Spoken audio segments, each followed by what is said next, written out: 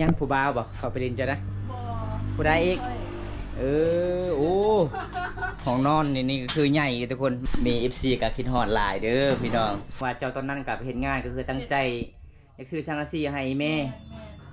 แบบเพื่อนเฮากับแบบยามฝนตกแล้วมันอยู่บ่ได้มันอยู่สวรรค์3 เดือน5 เดือนค่อยเฮ็ดเวียกอยู่เมืองแล้วก็ค่อยเป็นไข้แล้วค่อยกับเมื่อตอนนี้นะแบบบ่ได้เฮ็ดแล้วโอ้อยู่เมืองนี่เดือนนึงเท่าไหร่เนาะเดือนนึงก็2 ล้านคือกัน2 ล้านคือกันอยู่สวรรค์ก็2 ล้านเป็นสาวสวยประจำหมู่บ้านเด้อทุกคนเลยอายุ18 ปีแสดงว่าพอได้ยังจีบก็จีบได้เนาะจีบได้หัวใจยังวางบ่ยังวางบ่มีคนมักบ่มีคนมักนอนคนละบอดทุกคนเลยอันนี้คือเป็นสาว18 ปีกับสาว16 ปีการสินอนนำกันก็คือเสียใจเด้จนผู้บ่าวมากก็คือลิ้นเต็มผู้สาว16 ปีเป็นยังไงผู้บ่าวช่วงนี้ก็มีหลายบ่คือผู้บ่าวมาลิ้นบ่มีแล้วบ่โอ้แสดงว่าน้องก็โดนเติบแล้วเนาะโสดเนาะหลังจากที่หนุ่มไทยมาเยี่ยมมายามตอนนั้นเด้เพิ่นว่าป้ามาเยี่ยมมายามในหมู่บ้านของสาวลานี่ผู้สาวบ่คิดคุยเด้นะฮักนะแพงหลายเลยทุกคนยังได้สาวนุชเจ้าคือบ่ปากบ่เว้าเลยมันโทรศัพท์เพ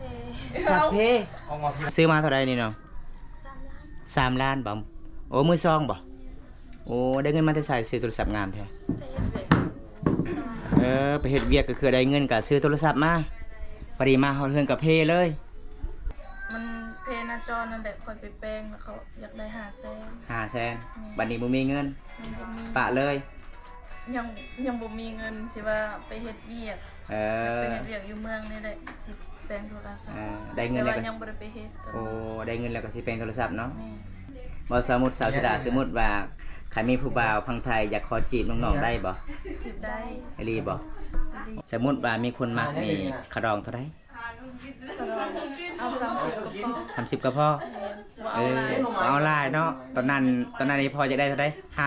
50แสดงว่าตอนนี้ลดแล้วเด้อพี่น้อง20 ล้าน30 ล้านก็ยังบ่มีคนมักคนว่าค่อยสิเฮ็ดงานต่ออีกได้ส่วนสาวนุชเดี๋ยวจักล้านเจ้าฮะคือกันเนาะเจ้าเอาผัวประมาณจักล้านเนาะขะดองล่ะ20 ล้านก็เจ้าจ่ายเบิดเลยบ่จ่ายยังบ่เบิดติดหนี้แสดงว่าดาวเนาะดาวได้เด้อ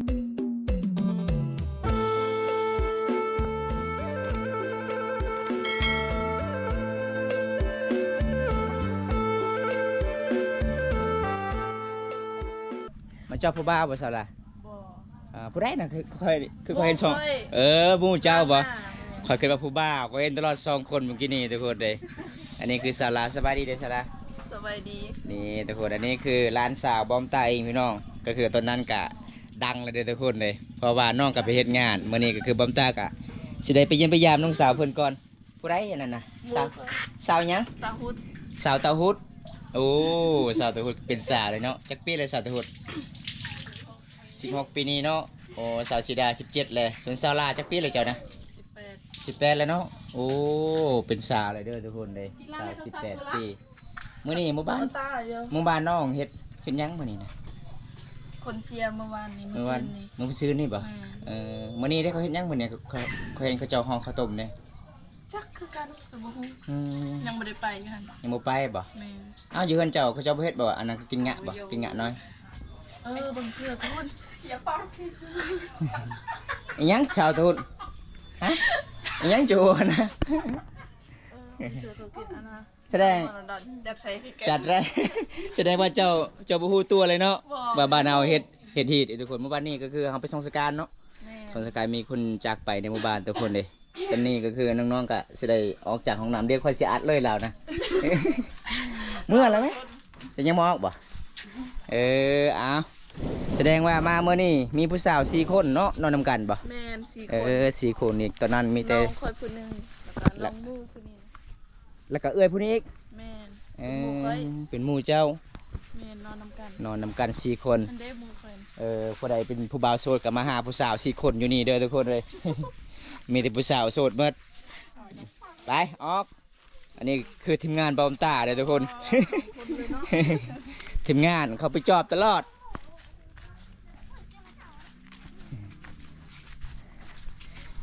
วันนี้ได้พอสาวนุช สาวสีดาสาวลาคนงามสาวมุดโอ้มี4ผู้สาวนอนนำกันทุกคนในหมู่บ้านบอมตาก็มีที่4คนในผู้สาวเลยทุกคนกลายเป็นนั่นบ่มีแล้วพี่น้อง กลายเป็นนั่นก็เอาพวดแล้วสบายดีสนุดบ่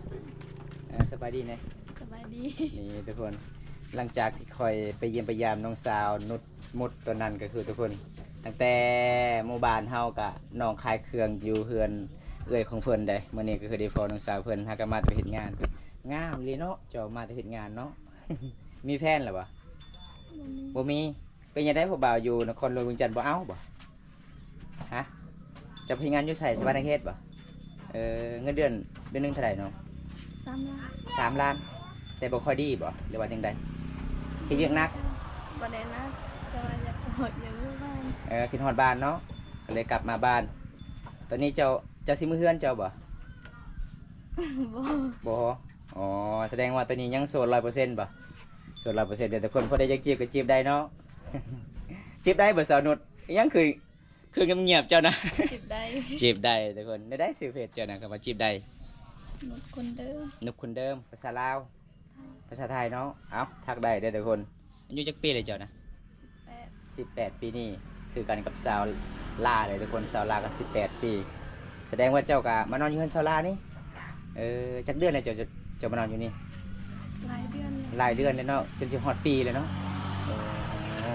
ตั้งแต่ผู้ใหญ่เซียนจากครูบาพังไทยมาเยี่ยมมายามน้องเพิ่นเลยทุกคนเลยตั้งแต่นั้นพี่น้องก็เลยตอนนี้น้องก็ยังนอนอยู่นี่ก่อนเดี๋ยวบอมตาก็สิได้ขึ้นเพื่อนเซาลาก่อนทุกคนไปอัปเดตวิถีชีวิตน้องๆนอนน้ำกัน4 คนพี่น้องเลยอันนี้เป็นหมู่บ้านของบอมตาเองนะพี่น้องหมู่บ้านของบอมตาเองเลยป้าเฮือนใหญ่แท้มาพร้อมนี่มาสุดก่อนๆก็คือเฮือนน้องก็จะเป็นเฮือนตูบน้อยๆทั้งพูนทุกคนเลยโอ้ได้เฮือนงามเลยทุกคนเลยผู้ทางพูนก็จะเป็นเฮือนครัวเอกเจ้ากามาเฮ็ดใหม่เลยทุกคนเลยปกติตาบอมตาไปยิงไปยามน้องสาวเพื่อนแล้วก็มีผู้ใหญ่ใจดีจากประเทศไทยซอยน้องก็ยังจะเป็นเฮือนหญ้าคาเลยเท่านี้พี่น้อง สวัสดี นี่น้องเห็นอย่างตอนนี้ เป็นซีน ปิงซีนแบบโอ้แสดงว่าเฮือนครัวเจ้ายังบ่ทันนี้แล้ว ยัง เป็นหยังเฮือนครัวที่อายเคยถ่ายตอนนั้นเป็นหยังคือบ่ได้อยู่มันเพ่บ่พังแล้ว พัง ก็เลยเฮ็ดใหม่เนาะได้เงินซาวลาเฮ็ดงานบ่หรือว่าจังได๋เป็นเฮือนใหม่นะได้เงินมันได้ใช้เฮ็ดเฮือนใหม่นี่นะ เงินเขา เงินเขาให้หรือว่ายืมเนาะ แฟน อันนี้คือน้องซีดาเด้อทุกคนอายุจักปีเลย 16 16อ๋อตอนนั้น15 ปีเด้อทุกคนมามื้อนี้16 ปีได้ เป็นสาวลาว2ไอ้น้องเป็นสาวซีดากับสาวลาเด้อเป็นจะได้หอบนี่ยังโสดอยู่บ่น้อง โซน โสดอยู่เนาะ ใช่ โสดตลอดเลย เบิ้งคนครัวน้องทุกคนนี่เห็นบ่เป็นครัวน้องอันนี้ก็เจ้ากะสิมาแอมไม่กระแตะไม่ฝากธรรมดาเลยทุกคนเพราะว่าเฮือนของน้องยังบ่ทันได้แล้วเฮือนเก่าก็อยู่บ่ได้เพราะว่ามันสิพังหญ้าคามันสิมุ่นแล้วทุกคนเลยเพราะว่าน้องก็เป็นครอบครัวขัดเคินหลายเพราะว่าเฮือนของน้องก็จะมีผู้ชาย2 คนผู้หญิง2 คนทุกคนอาย2 คนแล้วก็เอื้อยก็เอาผัวพี่น้องเขาอยู่ห้องกันท่ากระแปงได้ซินมาที่ไซนี่นะฮะ เอาไว้บ้าน สินงัว แมนซินัว สินงัวเห็นงานระเบิดบ้านนี้อันนี้บ่เป็นสินงัวดอกอันนี้นะสินคนตาย อยากนอนนะทุกคน เพราะว่าบ้านเฮาเมื่อวันนี้ก็มีคนจากไปในหมู่บ้านเฮาก็เลยส่งสการเด้อทุกคนเลยมื้อนี้ที่พ่อน้องก็ไปเยี่ยมไปยามน้องเพราะว่ามี FC ก็ให้บอมตาไปเยี่ยมไปยามน้องสาวลาน้องสาวสีดามื้อนี้ได้พ่อผู้สาว4 คนสาวนุชสาวมุดไปฟอร์มเลยทุกคนเลยเอาตอนนี้ก็คือให้น้องปิงซีนก่อนสุกๆก่อนทุกคนอีหยังผู้บ่าวบ่เข้าไปเล่นจ้ะนะ บ่ ผู้ใดอีกโอ้ห้องนอนนี่ก็คือใหญ่ทุกคนมาสุดก่อนก็จะเป็นห้องนอนน้อยๆแม่นบ่ห้องนอนตัวนั้นบ่แม่นเนาะตัวนี้บ่เอามื้อนี้ก็ไปเยี่ยมไปยามน้องสาวเพิ่นเลยทุกคนมี FC ก็คิดฮอดหลายเด้อพี่น้องเพราะว่า FC หลายๆคนถามว่าเป็นหยังสาวลาช่วงนี้คือบ่เห็นออกคลิปสาวลาสาวเมา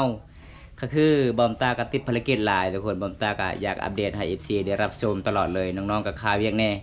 เจ้าก็หาก็มาเพ็นงานเนาะ แม่ จ จักเดือนแล้วน้องมาเฮ็ดงานนะ 3 เดือน 3 เดือนแล้ว แม่น เดือนเงินเดือนน่ะเดือนหนึงเท่าไหร่น้องเขาเจ้าจ้าง 2 ล้าน 2 ล้าน แม่น อยู่ได้จักเดือน อยู่3 เดือน 3 เดือน แม่น ได้6 ล้านกีบ แม่น พอดีมาบ้านได้บัดนี้ได้จักล้านมาฮอดได้พ่อไอ้แม่ ค่อยให้อีเมลแล้วก็ค่อยให้3 ล้าน แล้ว3 ล้านน่ะอยู่นำค่อย หมดเลย3 ล้านนะซื้อส้มซื้อเสื้อ แม่นค่อยให้แม่นะ3 ล้านแล้วแม่ค่อยซื้อสังกะสีเฮ็ด เห็นครัวนี่บ่ แม่น แสดงว่าเฮือนครัวเก่าก็อยู่บ่ได้เนาะ แม่นอยู่บ่ได้ โอ้ทุกคนเลยเพราะว่าเฮือนเก่าของน้องก็จะเป็นยาคาเนาะ แม่น แสดงว่าเจ้าตอนนั้นก็เฮ็ดงานก็คือตั้งใจอยากซื้อสังกะสีให้แม่ แม่น โอ้ แบบเพื่อนเฮากับแบบยามฝนตกแล้วมันอยู่บ่ได้ มันหัวเนาะ แม่น อ๋อทุกคนอันนี้คือสาเหตุที่น้องก็บ่ได้เข้าคลิปตอนนั้นก็คือบ่แม่นน้องที่คุยทุกคนบ่แม่นน้องเอาผัวบ่แม่นทุกคนน้องก็ เป็นครอบครัวที่ขัดเคินหลายเป็นครอบครัวที่ยากจนน้องก็เลยเป็นคนสู้ชีวิตหาเงินหาคำให้อีพ่ออีแม่เพิ่นได้ทุกคน หลังจากน้องได้เงิน6 ล้านกีบน้องก็ซื้อสังกะสีให้อีแม่3 ล้านแล้วก็3 ล้านน้องก็สิใส่ซื้อเครื่องของที่จำเป็นน้องใส่ทุกคนเลยแสดงว่าก็คือตอนนี้ยังมีบ่ FC ชั้น5เจ้าน่ะ FC เก่านะ ก็มีอยู่ มีอยู่เนาะแสดงว่าเจ้ายังเล่นเพชรเก้าบ่ เป็นเฟซเก่า โอ้ยังเล่นเพชรเก้าทุกคนเพราะว่าเมื่อนั้นก็คือมีอ่าคนในประเทศอเมริกาเพิ่นก็ติดต่อของบอมตาว่าอยากสวยน้องสาวลาแต่น้องสาวลาตอนนั้นไปเฮ็ดงานทุกคนเลยเพราะว่าอ้ายใหญ่เพิ่นก็อยากสวยแห้งเจ้าตอนนั้นเห็นคลิปเจ้าเป็นครอบครัวที่ยากจนหลายเพิ่นว่าจะฝากเงินให้แสดงว่าตอนนั้นก็ด้นเนาะจะอยู่เนาะ แม่นโดน จะอยู่เมืองจักเดือนจะอยู่เมืองเฮานี่จะเป็น เมื งา อน งอ่ะก็2 เดือน 2 เดือน แม่น อยู่ส แล้ว วรร ค่อย ค์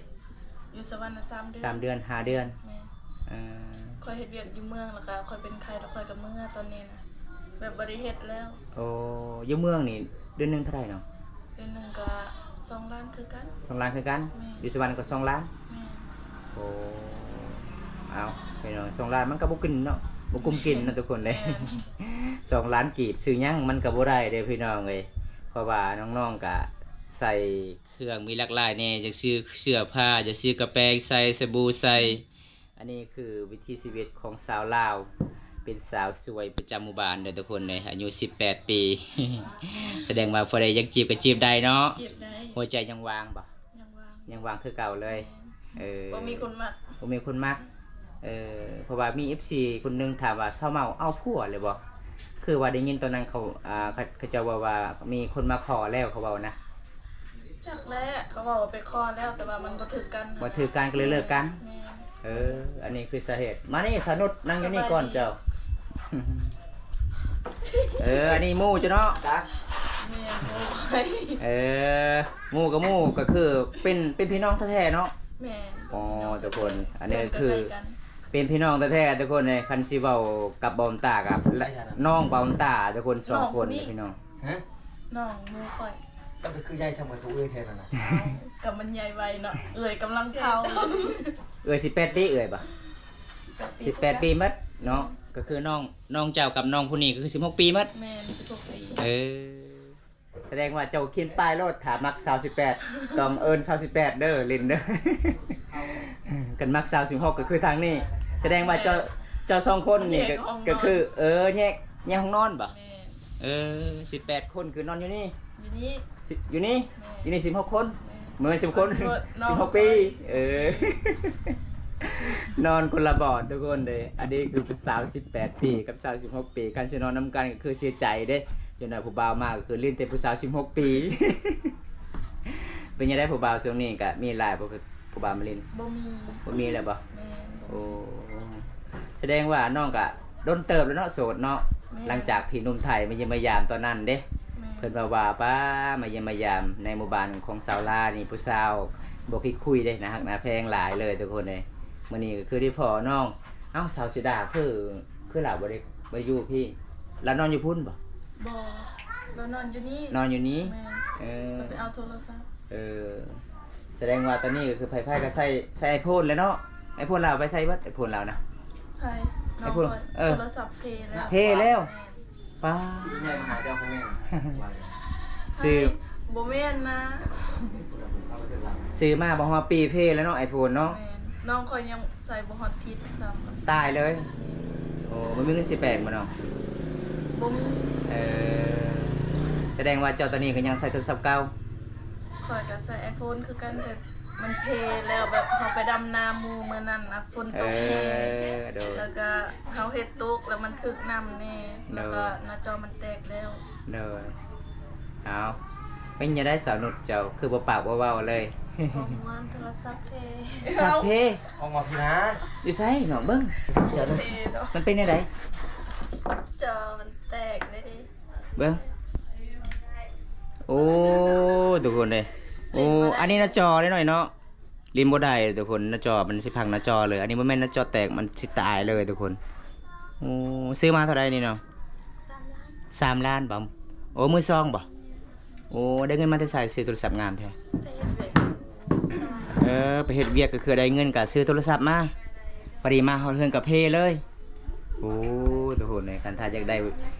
ผู้บ่าวมาซอยแป้งก็คือล่มโลดผู้บ่าวฝั่งไทยฝั่งลาวพุ่น คันผู้บ่าวว่าโสดบ่โสดเด้อคอยแต่นี่จีบได้ ก็ยังโสดเลยเนาะก็บ่แม่นน้องๆก็เว้าเล่นนะทุกคน อันนี้คือคัน ตะไม้เด้อ เป็นหลานสาวของบ่าวบุญตาแท้ๆเลยพี่น้องเอ้ย3-4 คนเนี่ยพี่น้องก็คือบ่าวบุญตาก็บ่ได้อยู่ในหมู่บ้านก็เลย ก็คือน้องก็บ่ได้อยู่หมู่บ้านแน่แล้วก็น้องไปเฮ็ดงานก็เลยบ่าวบุญตาก็บ่ได้อัปเดตวิถีชีวิตน้องคือต่อไปบ่าวบุญตาก็ได้ถ่ายให้ FC ได้รับชมผู้ใดใจดีก็ซอยให้น้องแปลงโทรศัพท์นั่นเด้อพี่น้องทักได้ก็คือน้องต้องมีโทรศัพท์งามก่อนเนาะตอนนี้เล่นบ่ได้เนาะโทรศัพท์น้องหน้าจอมันตายโทรศัพท์เจ้าก็คือหยังถึกน้ำ แม่นแล้วครับมันเพหน้าจอนั่นแหละคอยไปแปลงแล้วเขาอยากได้500,000บัดนี้บ่มีเงิน มันบ่มี ปะเลย ยังบ่มีเงินสิว่าไปเฮ็ดเวียก เอ ไป อ เฮ็ดเวียกอยู่เมืองนี่แหละสิแปลงโทรศัพท์ ได้เงิน แต่ แล้ว ว่า ก็ ยังบ่ได้ไปเฮ็ดตอน โอ้ นี้ ได้เงินแล้วก็สิเป็นโทรศัพท์เนาะ แม่ โอ้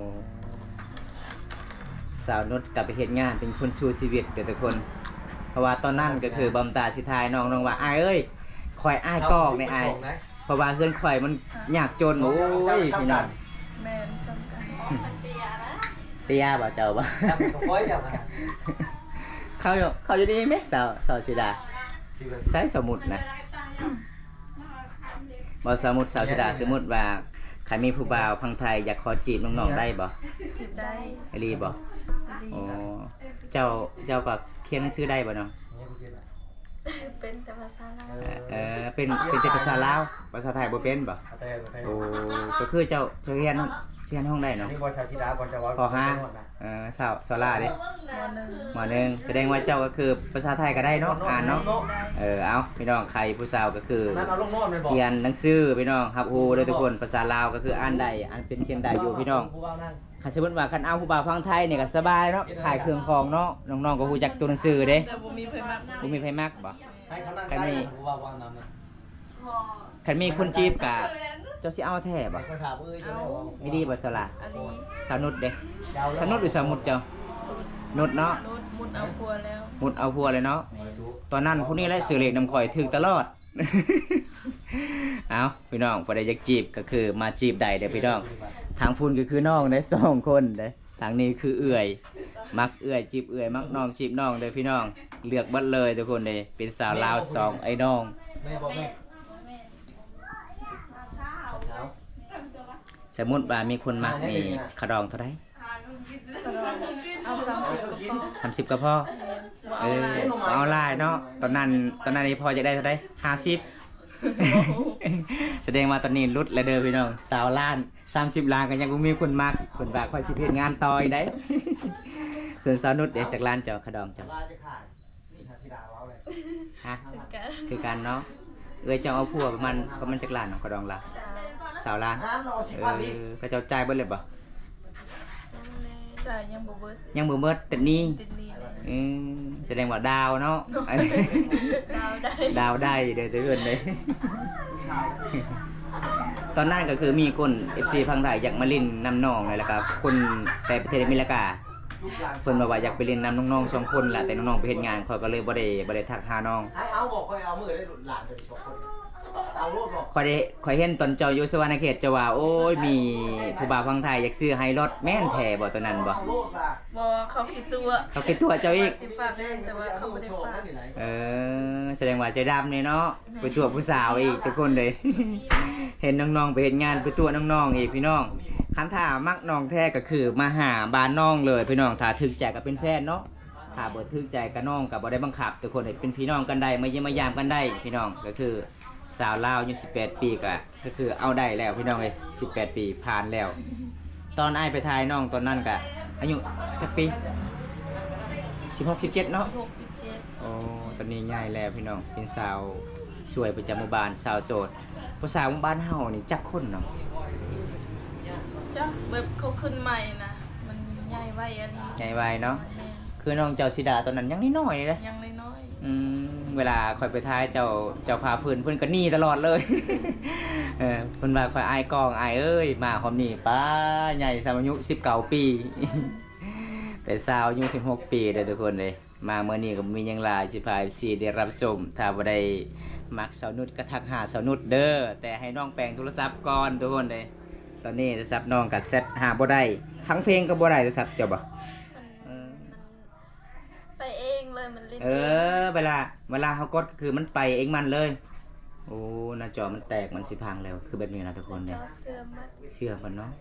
ซื้อมือซองเลยคันมีเงินหลายๆก็ซื้อมือหนึงแล้วเนาะ เอาพี่น้องอันนี้ก็คือน้องได้โทรศัพท์กับบ่แม่นน้องได้เงินได้คำน้องก็ไปเฮ็ดงานเป็นสู่ชีวิตไปเฮ็ดงานอยู่สวรรณเขตเด้อทุกคน คือชาวลาวคือกันพี่น้องเพิ่นไปเฮ็ดงานได้เงินก็คือฝากให้ฟอยแม่แล้วก็เฮ็ดเฮือนครัวแสดงว่าเจ้าคันได้ผัวก็ใจดีเลยเนาะได้เงินแล้วก็ให้ผัวเฮ็ดเถื่อนเด้ อ้ายเจ้าบ่ได้เฮ็ดงานบ่ อายคอยบอก อ้ายเจ้าสองคนน่ะ บ่ได้เห็น อยู่เฮือน ตอนนี้อยู่เฮือนแม่ แสดงว่าอ้ายเจ้าผู้หนึงไปไส